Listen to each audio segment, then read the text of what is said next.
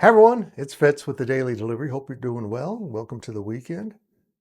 Loverboy was my favorite band when I was a kid. My first concert. Anyhow, that was related to Welcome to the Weekend.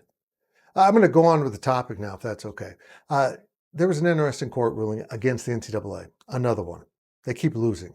They keep losing every time someone goes to court. Someone else wins.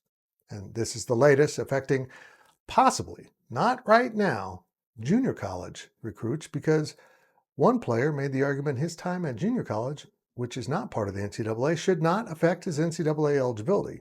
And the courts agreed, at least temporarily. First, your reminder to subscribe to this YouTube channel. Appreciate it so much. And of course, hit the thumbs up. Any interaction with comments and all that with videos really helps. So Vanderbilt quarterback Diego Pavia wanted to play more football, more college football. So he went to the courts and said, why does my eligibility only have this amount when I played at junior college? And the court agreed and put a temporary ruling in place for him only as of now. But this is something the NCAA is going to need to address. It's an important clarification needs to come out. And like I've said, I'm in favor of the transfer portal. I am in favor of the NIL. And I probably am in favor of this too. I don't know. I haven't really thought about it. But the problem wasn't the courts overruling what the NCAA was doing. It's that the NCAA then didn't really follow up with any guidance afterwards and just let things spin out of control. And the NIL situation is an absolute disaster in college athletics. That's because the NCAA didn't provide guidance. And now the NCAA needs to do the same. Pavia is legal or cleared to play football next season and probably then another season. I assume he was 2 years at JUCO. And no one else as of now. So if the NCAA is going to appeal this, they need to do it quickly because there's a lot of players now in limbo. And those players will start lining up to get their own temporary orders of eligibility from different courts.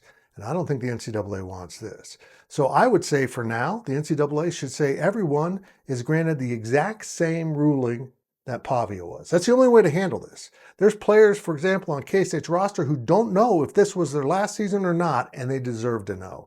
If the NCAA wants to fight, that ruling, that guidance can be changed later. But this is a really interesting position for Kansas State. Let's keep in mind that college football's decided to go to 105-man rosters. You can have 105 on scholarship, but you can't have any more. You can't have like 20 more walk-ons for practice. 105, hard set number. I don't know what that means for K-State's walk-on program in reality. I'm concerned about it.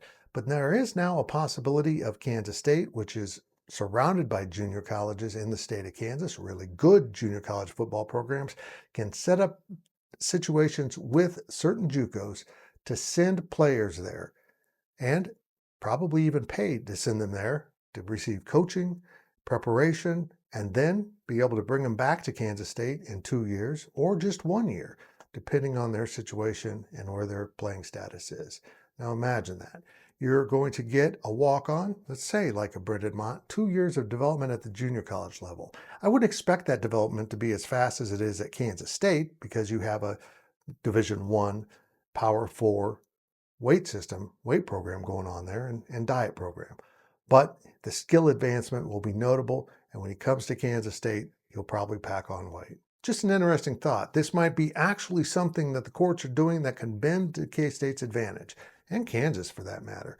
Anyone within striking distance of this huge grouping of junior colleges around the state of Kansas could take advantage of essentially having farm teams. It's a weird world. We're getting closer and closer to professional football. And tomorrow, I'm going to discuss another big step in that direction that actually the coaches, many coaches would like to take.